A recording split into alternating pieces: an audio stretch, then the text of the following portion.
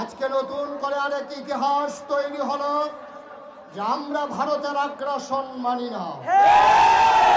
ছাত্র জনতা নতুন করে প্রমাণ করে দিল আগ্রাসনকে ঠেকাতে গিয়ে যেমন করে আবু সাইদ বাংলার পুলিশের সামনে তার বুক চিতিয়ে দাঁড়িয়েছিল, ওই ভারতের আগ্রাসনের বিরুদ্ধে দাঁড়াতে গিয়ে যদি বিএসএফ এর সামনে বুক পাতে দিতে হয়, বাংলার জনতা বুক পাতে দিতে রাজি আছে।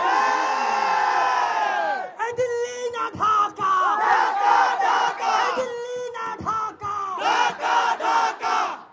সম্মানিত উপস্থিতি, আপনারা জানেন ভারত আমাদের উজানের দেশ।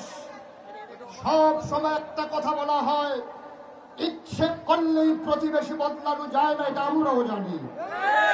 তবে প্রতিবেশী বদলানো যায় না এটা যেমন সত্য, প্রতিবেশী কেমন করে শিক্ষা দিতে হয় এটা ছাত্র জনতা জানাইতেও সত্য।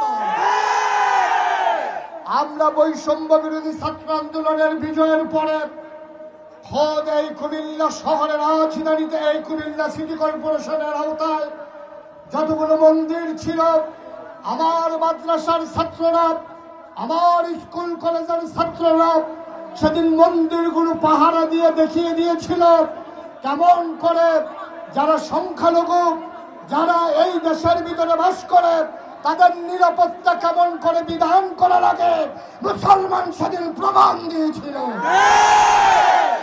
ভূ হত্যার অপরাধের নামে যেমন করে ভারতে একজন মুসলমানের উপরে আঘাত হলে সমস্ত মুসলমানের উপরে আঘাত করা হয়, বাংলাদেশে এই সূত্রে বিশ্বাসী না। আমরা বিশ্বাস করি সংখ্যালঘু সংখ্যাগরিষ্ঠ, এই সূত্রে আমরা বিশ্বাসী না।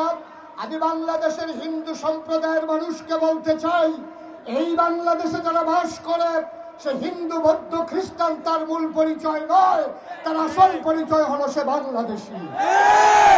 আফসোসের সাথে আমরা লক্ষ্য করি যখন সে হিন্দুয়ানা মতবাদ নিয়ে আসে, যখন সে আওয়ামী প্রেতাত্মার রূপ ধরে আসে, তখন যখন তার উপরে আঘাত আসে, তখন সেখানে সংখ্যালঘুর একটা ধোয়া তোলা হয়।